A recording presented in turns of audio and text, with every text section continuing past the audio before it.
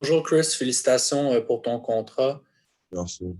J'aimerais savoir comment est-ce que ces dernières années avec les Raptors, tu as appris, là, tu en as parlé un peu en anglais, mais comment tu as appris derrière Serge Ibaka, Marc Gasol et comment ça a bénéficié à ton jeu chez les Raptors? Juste le fait que c'est deux différents joueurs, je pense que ça m'a aidé beaucoup à comprendre les différences de style de jeu. Ils ont joué la même position, mais différents styles. Marc Gasol était plus capable de placer les joueurs dans les bonnes positions, faire les passes et hit la shot quand il voulait. Et Serge Ibaka était plus un scoreur, il était plus, comme je disais, il était plus agressif que Marc Gasol. Et voyant les deux côtés, ça m'a aidé beaucoup à choisir quand être agressif et quand être un passeur. Et je pense que ça, c'est toujours bon de pouvoir jouer les deux façons parce que toutes les équipes te jouent différemment. Tous les match-ups sont différents. Sometimes it's you, sometimes it's somebody else. And I think by watching these guys play, ça m'a aidé beaucoup. Et un petit suivi, officiellement, on ne sait pas de combien est ton contrat, mais c'est quand même une somme assez importante. Il y a quelques années, là, quand tu étais encore à Montréal avant de passer à Oregon, est-ce que tu avais un jour rêvé de. Est-ce que tu pensais que c'était possible un jour de pouvoir gagner un tel salaire dans la NBA? Euh, je pense que quand j'ai arrivé à la NBA, c'était ça le but. On s'est toujours dit, chaque année, on voyait le free agency, on voyait qui se faisait payer, qui recevait euh, un contrat, et puis on s'est toujours dit que ça allait être nous un jour. Alors, je pense que on savait que c'était possible après la NBA, mais comme j'ai dit, si tu nous demanderais ça il y a 8 ans, je pense pas qu'on aurait dit que c'est possible. Merci. Il y a pas de problème. Going to go next to Simon from La Presse. Salut Chris, alors comme tout le monde, je te félicite pour ton contrat. Tu l'as dit un peu en anglais tantôt avec Herb, mais tu as parlé un peu de l'impact que ça aurait justement pour ta famille, ce nouveau contrat-là, sur le plan financier. J'aimerais ça t'entendre un peu. Est-ce que c'est quoi un peu tes plans? Mon premier plan, c'était de faire ma mère arrêter de travailler. Je pense qu'elle a fait beaucoup pour moi ces dernières années. Alors, ça, c'est mon premier plan. Je pense que c'est juste de faire ma mère arrêter de travailler. Puis, le reste, je vais suivre. Comme je dis, la saison commence et j'ai pas vraiment eu beaucoup de temps de penser à ce que je voulais faire après mon contrat. Mais, comme je dis, on a beaucoup de temps pour ça. Je pense que focus sur la saison et les choses qu'on peut faire, c'est ça ma priorité maintenant et ma mère. Puis après, le reste, ça va se décider durant l'année. Tantôt, encore une fois, tu l'as dit en anglais, mais précisément, comment tu entrevois la prochaine saison, puis ton rôle dans l'équipe avec les départs clés qu'il y a eu, des vétérans qui sont partis, ton nouveau contrat, la confiance qu'on te donne, où tu te vois dans l'équipe pour la prochaine année? Mais c'est sûr que je me vois dans une bonne position. Je pense que je vais être un bon morceau de cette équipe. Euh, Sachant que Serge et Max sont partis, je deviens automatiquement euh, le plus vieux des centers dans l'équipe. Alors, je pense que ça va me donner un peu plus de confiance juste pour, comme je dis, apprendre les drills, apprendre les plays. Je pense que je vais avoir beaucoup de responsabilités sur ça. Et puis, comme je dis, j'ai pas peur de prendre cette responsabilité. Euh, Comme je dis, moi, j'ai toujours joué pour gagner, puis j'ai toujours joué pour... quand je joue, je veux toujours être le meilleur que je sois. Alors, je pense que c'est ça qui va arriver cette année. Au fait, je peux faire les choses qu'on m'a données et puis essayer de gagner un championnat. Je pense que c'est ça qu'on fait avec les Raptors. On a un bon corps. J'ai encore les teammates que j'avais avant. Alors, je pense que ça va aider beaucoup. Beaucoup. Do three more with you, Chris. First one goes to Mike from L'Express. Bonjour Chris, félicitations pour le contrat. C'est un grand plaisir de te retrouver cette année. Je voulais revenir avec toi un peu sur ton processus de re-signature. Pour toi, dans ta tête, est-ce que c'était les Raptors et rien d'autre ou est-ce que tu as eu des autres offres? On était vraiment focus sur les Raptors. Je pense qu'il y a d'autres équipes qui sont venues et qui ont demandé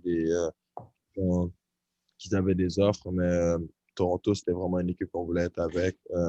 On a l'impression que c'est eux qui nous ont bâti, qui nous ont aidés à arriver où ce qu'on est. Puis, c'est ça qu'on voulait. On voulait jouer avec le Toronto et on a vu comment les positions se passaient et qui se faisait signer et qui partait. Et c'était juste, comme j'ai dit, le temps a fait les choses que euh, Toronto, c'était la meilleure option pour nous.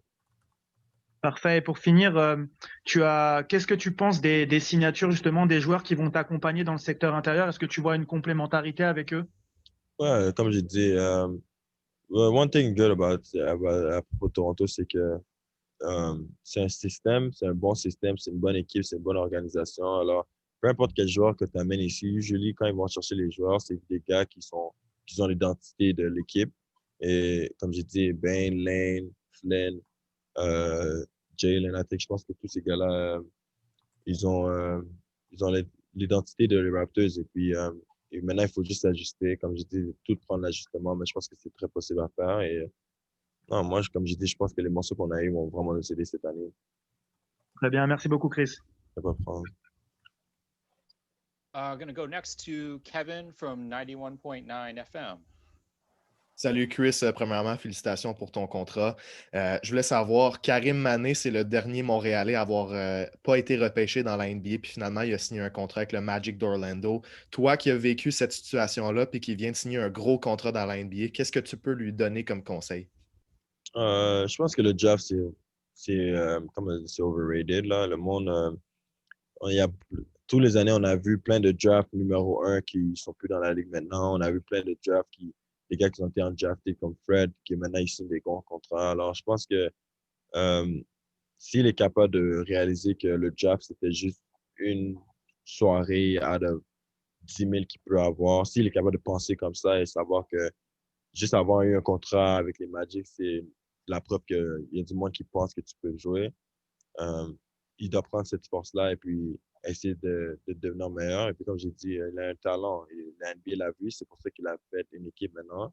Il faut juste les prouver jour, jour, jour, jour. Et je pense que c'est comme ça que tu arrives quelque part. Et puis, je pense qu'il y a la force, il y a l'énergie, il y a le talent.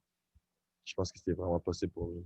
Chris, est-ce que tu vois un certain changement dans la mentalité à Montréal en ce moment? Il y a de plus en plus de joueurs qui s'en vont dans la NCAA. Lou Gantz qui est arrivé dans la NBA l'an passé. Karim maintenant, il y en a d'autres qui s'en viennent. Est-ce que les parcours de toi comme de toi puis Lou Gantz, inspirent les jeunes à Montréal? Ouais, je pense que ça fait longtemps que je dis qu'il y a du talent à Montréal. Et je vais dire ça à chaque fois qu'on me le ramène.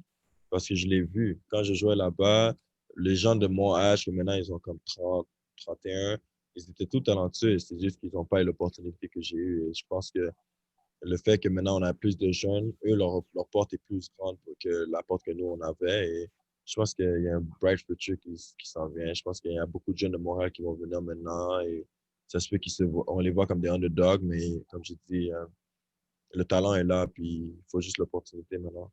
Dernière question pour toi, Chris.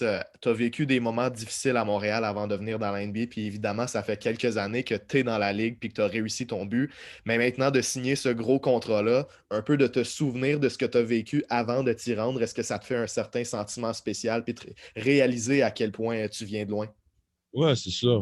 Je pense que quand je parle à ma mère, quand je parle à Ibrahim, à ma soeur, mon frère, euh, c'est sûr qu'on réalise beaucoup que on vient de loin et surtout quand on commence à regarder les vidéos de où est-ce qu'on était, et le genre qu'on était et tout, je pense que ça fait vraiment nous réaliser qui on est et d'où qu'on vient. Ça prend encore du temps, comme j'ai dit. Je pense que signer le papier aujourd'hui a définitivement aidé la cause. Comme en ce moment, je me sens vraiment bien, mais comme j'ai dit, je pense que à force de regarder dans le passé, ça nous aide pour le futur aussi. Puis on essaie de faire ça le plus souvent. Merci beaucoup, Chris. Bonne chance cette saison. Merci. And final question is going to go to Cedric from CHOQ-FM. Choc FM. Salut Chris, ça va bien? Et toi? Oui, ça va. Chris, je t'ai observé pendant ces dernières années, on a vu ton évolution, mais quelque chose qu'on a souvent remarqué, et que d'autres personnes t'ont fait sans doute la remarque, c'est que par rapport aux autres big men, tu avais un peu de difficultés à t'imposer sous la raquette. Est-ce que c'est quelque chose qui va faire partie de tes objectifs pour cette année pour pouvoir avoir plus de temps de jeu et plus d'impact? Je pense que c'est pas aussi facile qu'une chose. Je pense qu'il y a plusieurs choses que j'ai dû m'améliorer, j'ai dû changer. Euh, mais comme j'ai dit, on fait du process sur tout ce qu'on a. Et puis je pense qu'en ce moment, Si moi, il fallait que je le mette sur une chose, c'est quoi qui m'a dérangé le plus l'année passée, je dirais, c'est sachant tous les coverages et sachant qu'est-ce qu'on fait pour certaines équipes, parce que tous les défenses qu'on joue sont différents avec qui on joue, et je pense que ça, c'est une des choses que j'ai dû m'habituer avec, même si maintenant, je connais la plupart des plays, je connais la plupart des défenses qu'on a à faire, c'est juste, en playoff, tous les plays comptent, puis je pense que ça, c'est une des choses que je dois réaliser, c'est que je dois limiter mes erreurs et presque pas faire d'erreurs si je veux être le joueur que je veux devenir. Une dernière question rapidement. Au plan statistique, lorsque tu étais avec l'équipe de développement dans la G-League, tu étais le meilleur joueur, aussi bien en attaque qu'en défense. On attend beaucoup de toi, surtout au niveau de la communauté francophone. Est-ce que tu te donnes quand même des objectifs au point de vue statistique pour pouvoir justement améliorer ces nombres-là et surtout devenir la star que tu étais déjà aussi bien à l'université et puis au niveau inférieur? Non, c'est sûr. Comme je dis, on ne se met pas de statistiques par contre. Ça, c'est une chose qu'on n'a jamais fait, même en collège. Dans le gym, on n'a jamais mis de statistiques. On a juste dit qu'on veut être un des meilleurs joueurs. Et puis, je pense que ça, c'est une chose on focus et on va faire. On essaie d'être un des meilleurs joueurs. À chaque fois qu'on a notre terrain, on veut être un des trois top joueurs sur le terrain, si pas le meilleur. Et ça, je pense que si on commence à mettre des stats, des fois, on ne fait pas ce qu'on est supposé de faire parce